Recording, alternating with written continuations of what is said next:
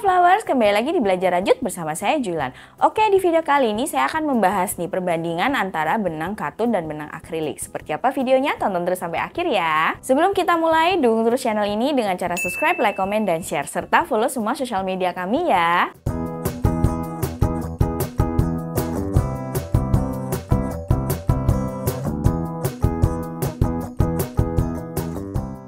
Nah, ini banyak banget nih teman-teman yang bertanya kepada saya. Kira-kira kalau misalnya mau bikin spesifiknya project-project wearables, itu sebenarnya lebih enak menggunakan benang apa sih? Benang katun ataukah benang akrilik nih? Nah, di video kali ini saya akan menjabarkan nih kira-kira perbedaannya itu di sisi mananya aja sih antara benang katun dan benang akrilik, dan kira-kira benang apa sih yang cocok banget untuk project wearables. Nah, di samping saya ini udah ada contohnya nih teman-teman. Ini adalah salah satunya benang akrilik, kemudian yang ini adalah komposisinya itu benang katun nih teman-teman. Nah, kalau misalnya kita mau bicara komposisinya nih teman-teman, sebenarnya dua benang ini tuh sangat berbeda jauh ya.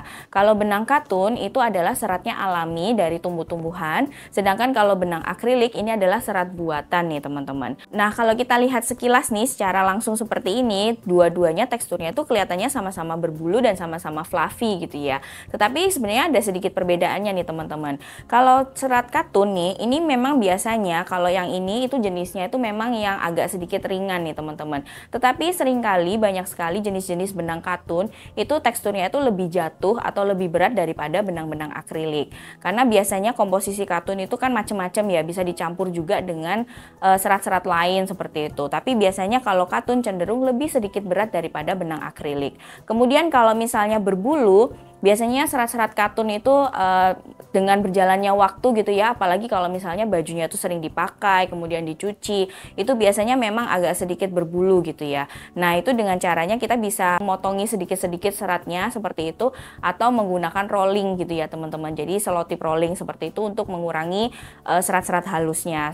Kemudian kalau benang-benang jadi jenis katun itu ya komposisinya biasanya warnanya itu kadang kala agak sedikit memudar ketika ini dipakai berulang kali gitu ya, dicuci kemudian dipakai lagi, dicuci dipakai lagi, itu biasanya sedikit warnanya agak memudar. Tetapi serat katun ini adalah yang paling bagus menyerap air nih teman-teman. Jadi kalau misalnya untuk iklim-iklim tropis seperti Indonesia, benang-benang dari serat katun ini sangat-sangat saya rekomendasikan nih teman-teman, karena memang nyaman banget dipakai ketika hawanya tuh lagi panas seperti itu.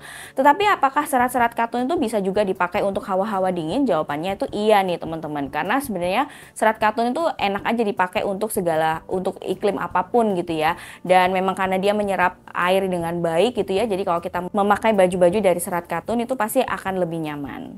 Nah, contoh-contoh benang katun yang sangat populer yang sering teman-teman jumpai adalah biasanya itu ada katun combat, kemudian katun panda, yang terbaru ini ada katun camellia, kemudian kalau brand itu ada dari Cotton Soft punya King Cole, itu banyak sekali nih teman-teman. Jadi teman-teman bisa cobain benang-benang katun itu ya. Nah, sekarang kita akan membahas benang akrilik nih teman-teman. Biasanya benang-benang dari komposisi akrilik itu harganya sangat-sangat terjangkau nih teman-teman. Dan dijualnya itu biasanya ukurannya tuh besar-besar seperti ini. Ini salah satunya contoh adalah benang Red Heart ya teman-teman. Ini komposisinya adalah 100% akrilik. Nah, benang akrilik itu memang dia kelihatannya tuh sangat-sangat fluffy, dan kalau misalnya teman-teman menjumpai premium akrilik itu biasanya benangnya tuh benar-benar halus banget dan lembut banget. Bahkan di beberapa brand itu biasanya benang-benang akrilik ini juga direkomendasikan untuk project-project baby nih teman-teman, karena saking halusnya dan saking lembutnya nih. Untuk warnanya sendiri benang-benang akrilik itu biasanya cenderung lebih lebih bold gitu ya, lebih kalau misalnya lebih jelas gitu warnanya, dan dia tuh tidak gampang pudar warnanya. Kemudian untuk dirajutnya juga enak dan empuk seperti itu. Untuk macam-macamnya itu banyak sekali dijumpai ya. Jadi teman-teman bisa dengan mudah menggunakan atau menjumpai benang-benang akrilik ini.